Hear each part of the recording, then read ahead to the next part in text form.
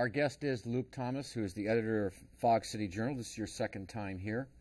But the first time, you were a quiet photojournalist for another online site.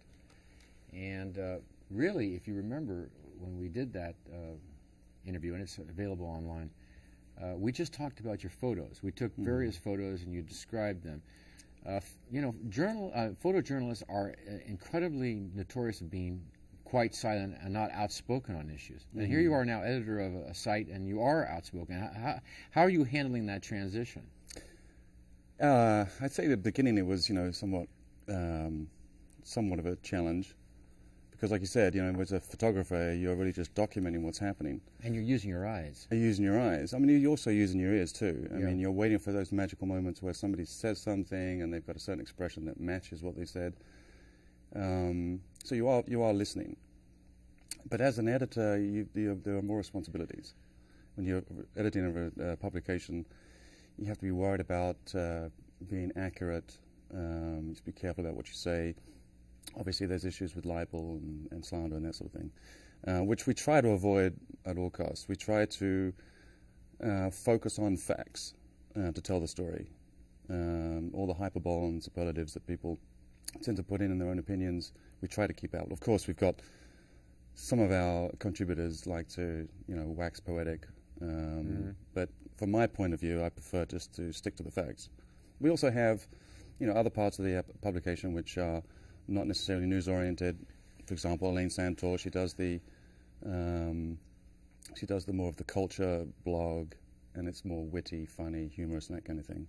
So we've got an interesting blend of content. How would you describe your Fog City, its character, with regard to those others that are in your community that have the same format and the same media? What is your philosophy? What is it that you, I mean, is it oriented politically in one way or another? Well, I think so. I think we all bring our own political viewpoints. I basically say to all of the contributors, you know, cover those issues that you're particularly interested in, because I think then you'll get the best product. I'd rather them cover something that they're passionate about, because then, you know, we'll see something that's a lot more qualitative. How important and how significant? Look, we know that the Chronicle was losing $1 million a day. I think they've right-sided themselves. I think they've become more cutting edge now. But your Fog City Journal and a couple of other online services really took up the slack when the Chronicle was off on their thing. Do you believe you have a significant impact on public opinion and or public knowledge of the kinds of things you present to them, or do you think it's really an esoteric, very limited group of people that... It all depends. It depends on the story. Sometimes we have stories that, you know, have a national interest, or even sometimes international interest. Really? Yeah. It's been picked up, you mean that way? Oh, sure, yeah. I mean, we look at the stats and we can see that people are chiming in from all over the place.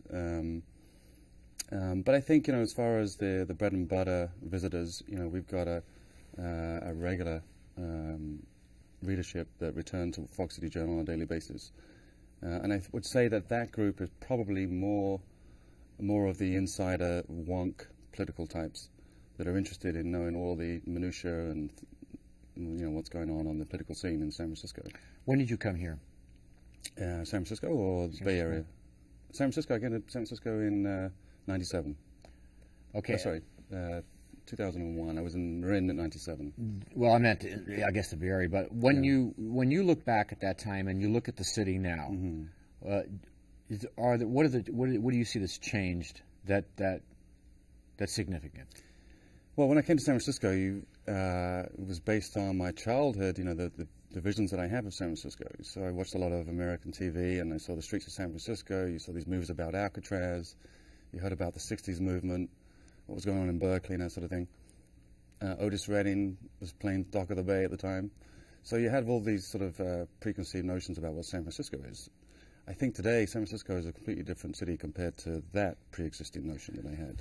It's different from your own notion, or it's different from what the city was at that time? I think it's transitioned. I think, you know, the San Francisco was really the the liberal bastion, the place where people came, they didn't have much money, they could afford to live here.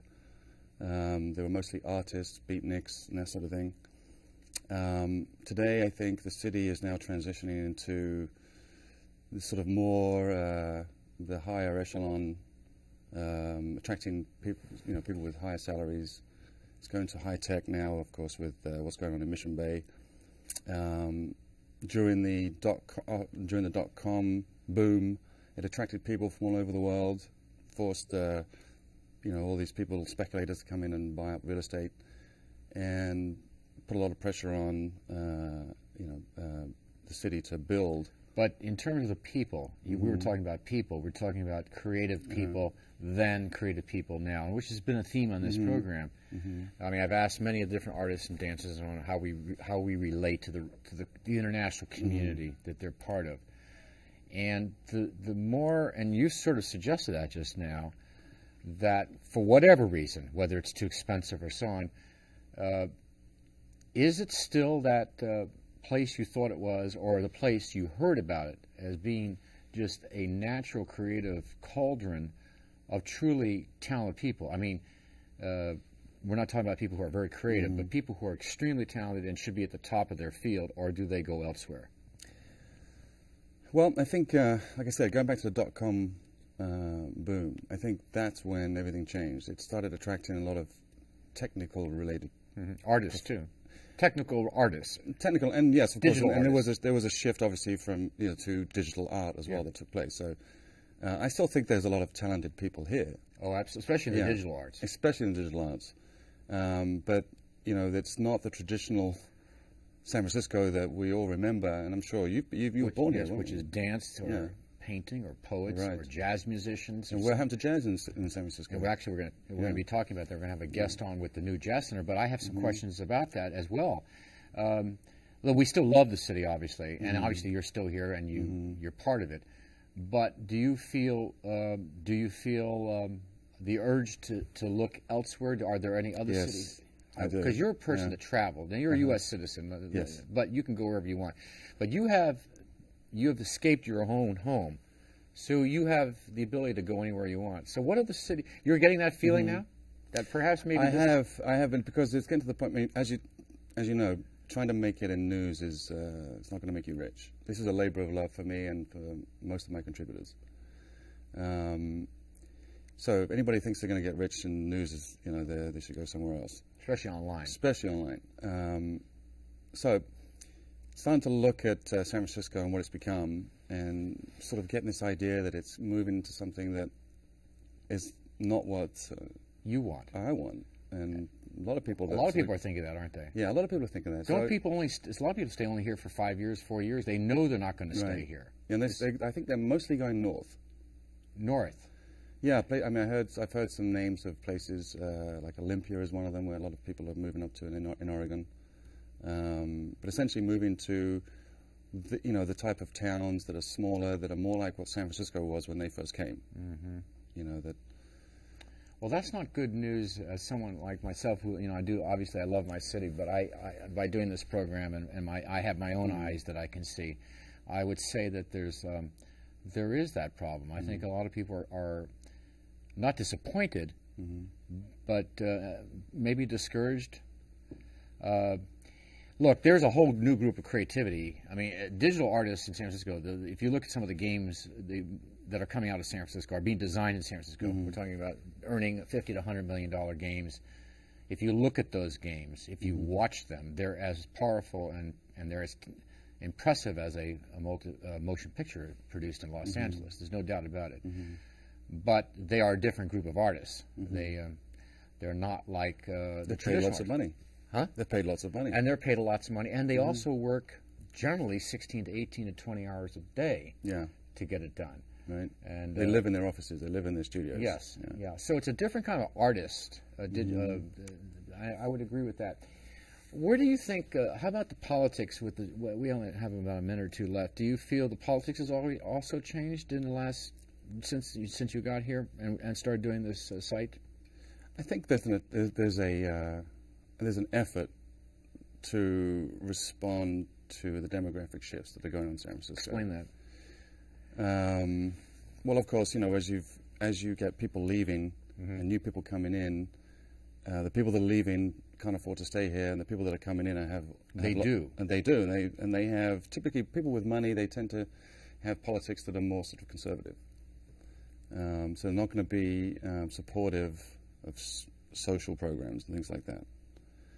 Do you see that? I think that's probably what's going to happen. Yeah. Oh, you think that's what's going to happen? I think it's happening. I think it's. Yeah. I certainly don't see that. I wish I did, but I don't see. Actually, I see. I agree with you that don't you think that it's more fashionable to be progressive? That it becomes part of their fashion statement is to support those social issues? Well, I think in terms of progressivism, let's just understand that I think people that support progressive ideals are essentially looking at America as a very powerful country. And they say, here's all this money going out of the country, going into Iraq and fighting all these wars of terror, etc. When we could be investing in this country. We could be investing in healthcare, universal healthcare, which I think is very important. We're the only industrialized nation in the world that doesn't provide universal healthcare.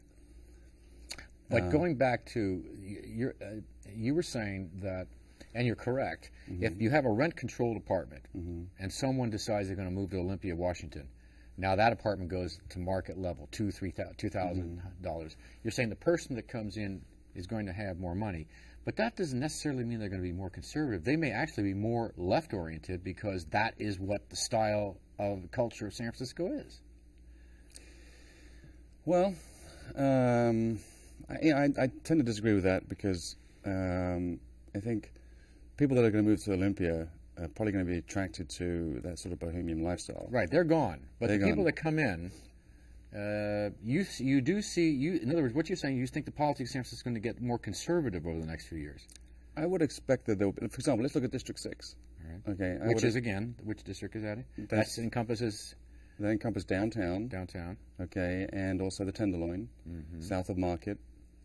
That whole area is changing rapidly. Do you think it'll translate into a candidate different than a heavy progressive like Daley? I think so, yeah. You're probably going to find that there's going to be a lot more moderate conservative candidates running in that election in 2010. You do? Yeah. 2010? Yeah. Well, then that would be one of our first bellwethers to find out whether or not your theory's view is correct. Right. Because I think it might be just the opposite. But okay, we only have a few minutes left. I hope you don't leave soon. We still need Fog City Journal, and I'd like to see you take more pictures again, because the pictures you brought the last time, some of the really interesting ones from around the world, don't ignore that. And your view of the city, I think you should do some more photojournalism on your site. I wish I had more time, Arthur. Okay.